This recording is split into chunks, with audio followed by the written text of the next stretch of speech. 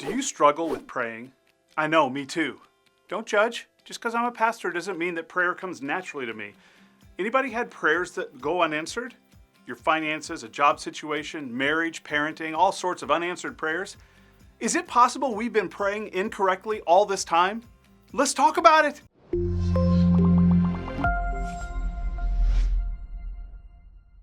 Barry Smith here, pastor, published author, and a guy who doesn't have the gift of prayer.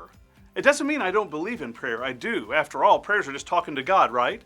And I realize that some people don't pray at all, and that's fine. Now listen, this could be one of the best few minutes you've ever spent hearing about prayer. I seriously mean that, but you've got to listen to the very end because it all comes together then, for real. Now, I'm nobody to tell you how to pray or judge your prayer life. But Jesus told us in Matthew 6 that we're probably not doing it right. Matthew chapter 6 verse 5 says, "And when you pray, do not be like the hypocrites, for they love to pray standing in the synagogues and on the street corners to be seen by others. Truly I tell you, they have received their reward in full. But when you pray, go into your room, close the door, and pray to your Father who is unseen. Then your Father, who sees what is done in secret, will reward you. And when you pray, do not keep on babbling like the pagans, for they think they will be heard because of their many words. Do not be like them, for your Father knows what you need before you ask." The disciples were good Jewish boys who knew how to pray. They grew up praying. And they're watching Jesus and they're thinking, you know what, we're not doing this right. Jesus' prayers are totally different than ours. And when these guys asked Jesus to teach them to pray, Jesus didn't say, "What do you mean teach you to pray? All you do is talk to God." No, Jesus didn't say that. He said, "Okay, I'll teach you." Apparently, Jesus knows there's more to praying than just talking to God. Effective prayers are more than just help me, protect me, guide me, watch over me, and give me. God, help me pass this quiz. God, help me find that parking spot. It's not that those are bad prayers, it's just not how Jesus taught us to pray. He said the initial thing to think about is this: where to pray. But hey, can't you just pray anywhere? Well, yeah, you can, but if you want to pray as Jesus taught, then location is important. He says that place is in your room with a closed door, whatever your room is. I think the reason he said this is because when you're alone and in private, you can go beyond where you've ever been, and you can move beyond the seen to the unseen. You can move beyond words to meaning, and beyond needs to relationship. And that sort of relationship happens best behind a closed door. Jesus said, you really get to know me behind a closed door. Privacy allows the whole thing to get a lot more personal and intimate. Continuing in Matthew 6, Jesus gives the famous Lord's Prayer, which shows us not to spend a lot of time on our wants, needs, and wishes. At least that's not the focal point. Jesus says, listen, I already know about all that stuff. You don't have to share that all the time. But you might be thinking, well, if I don't talk to God about my needs, what am I going to talk to him about? And why go into a room with a closed door? Matthew 6:9, this then is how you should pray. It's important to know that Jesus is not giving us an exact prayer to memorize and recite verbatim.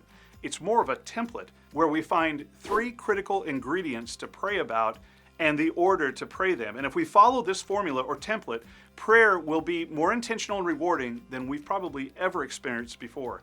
I guarantee it. The first ingredient to effective prayer is, number 1, to declare God's greatness. That's a piece of cake, right? Just tell God that he's great. Matthew 6:9, our Father in heaven, hallowed be your name. Have you ever prayed and it felt like your words were just bouncing off the ceiling? It's like you're talking to God, but no one's listening. We've all been there. And we get in this rut with our prayer life. I think Jesus is saying, no matter how many needs you have or how desperate you really are, don't start with you. The key, Jesus says, is I want you to start with me. I want you to pause and fully recognize who it is that you're talking to.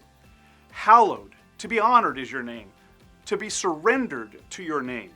And the more time that you spend recognizing who it is that you're talking to, the less concerned you'll probably be about all those issues that you want resolved. And the more confidence you'll have that God can handle whatever it is that you're struggling with. So don't rush to you and your needs first off. I've prayed this prayer before, and I'm sure you have too. God, thank you. Appreciate it. Now, I've got some stuff we need to talk about. I think Jesus would say, okay, once you're in your room with the door closed, don't worry about what you're going to say or your needs and wants, or even how long you're going to be in here. Just stay on the subject of my greatness and supremacy for long enough for that to really sink in. That puts perspective on our relationships and marriage and work and troubles and kids. Maybe it's a few minutes, maybe it's a few hours, but let it sink in who you're talking to. Because to the degree that we allow this greatness to sink in, it will affect every other facet of our prayer life and how we live our lives. That's good, folks. Then Jesus gives us the hard part that usually makes many of us just want to bail on prayer. Matthew 6, verse 10. Your kingdom come, your will be done on earth as it is in heaven. In other words, before you ask for answers to your prayer, number 2, surrender your will. Your kingdom stuff first, not my kingdom. I'm surrendering all of me to all of you. Your agenda before my agenda.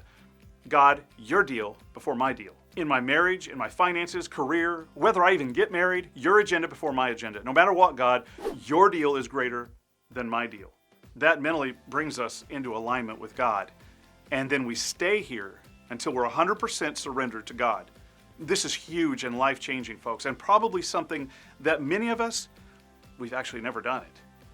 Too often, our prayers shift to something like, my kingdom come and my will be done on earth, and forget heaven. Give me everything I want and fill my bank account and lead me not into temptation, because I can find it all by myself. Amen. Jesus says, spend some time declaring the greatness of who you're praying to, and the next logical thing is to tell him that his will supersedes your will. This is where we say, I'm surrendering my money, I'm surrendering my marriage, I'm surrendering my kids, house, retirement. I'm surrendering my entire life into your hands, God. I want your will more than my will. Your deal is more important than my deal. And then you stay there in prayer until that's actually true. This is why many of us bail on prayer. We just can't fully surrender. And Jesus knows what it's like. He struggled with it too. The night before he died on the cross, he prayed all night. He actually had sweats of blood dropping from him. He was so stressed out. It was a long prayer because Jesus knew God's will and he didn't like it. Jesus basically stayed kneeled down with his face to the ground in that garden until he could get to the place where he said, not my will, but yours be done, Heavenly Father. Jesus was saying, please don't make me do this. If there's any way out, I'll take it. I don't want to go to the cross, but I want you to know, God, it took me all night to get here, but whatever you want to do, it's fine. You see, the length of our prayer isn't determined by the willingness of our God. The length of our prayer is determined by the condition of our hearts. And if we're not at the place where we can recognize God's greatness, then we need to camp out there for a little while. And if we're not to the point where we can surrender every aspect of our life to Him, we need to stay in prayer right there until we can. Some mornings, it might take 5 minutes and you're good to go. Other days, things may turn for the worse in your marriage or finances and you're filled with worry. You still got to get to the place where you can say, God, even if life never gets back to the way it was, you're still great. And you can get there. God understands it's tough. And He says, listen, it's okay. Let's just stay here in this room with the door closed until you're ready. Let's wrestle with this thing in your life that you can't seem to release to me. And if you run out of time, it's okay. I'm still your Heavenly Father. Just come back tomorrow and we'll pick it up where you left off. Because it's not the number of words or the length of time in your prayers. It's the attitude of your heart. Declare His greatness. Surrender your will. And the third ingredient for an effective prayer is acknowledge your dependence for. This is where most of us start. Matthew 6, verse 11 says, give us today our daily bread. Gimme, gimme, gimme. This could have brought back a visual for the Jewish listeners of this time. They would remember back when they were crawling out of their tents in the desert, eating these little bits of cake-like bread off the ground. It was called manna, and it was the way that God provided the entire day's food every single morning, which is the first area of dependency, and that's provision. Jesus says there will be a time when you don't depend on God for your daily bread. In fact, you're going to have so much bread that other nations will want to buy it from you. But don't forget, whether you have a little or have a lot, it's all coming from me. You're dependent on me even when you have more than you need. So when you pray, pray with dependency on God to provide what you need, no matter how much you have. Verse 12, forgive us our debts as we also have forgiven our debtors. Jesus says, I want you to acknowledge your dependence on me for a word called pardon. As much as we're dependent on God to pardon us, to forgive our own sin, we also need God to help us pardon those who sin against us. We're completely dependent on God for all of our pardon. Because some people are nearly impossible to forgive. You got any of those people in your life? It's tough. Verse 13. And lead us not into temptation, but deliver us from the evil one. In other words, I declare my dependency on you, God, for my protection. God, I'm asking you to protect me from sin and evil. Protect my family, protect my marriage. God, protect it all, especially my heart, because I know I'm weak in certain areas of temptation. I'm completely dependent on you for all of my protection, because temptation is brutal.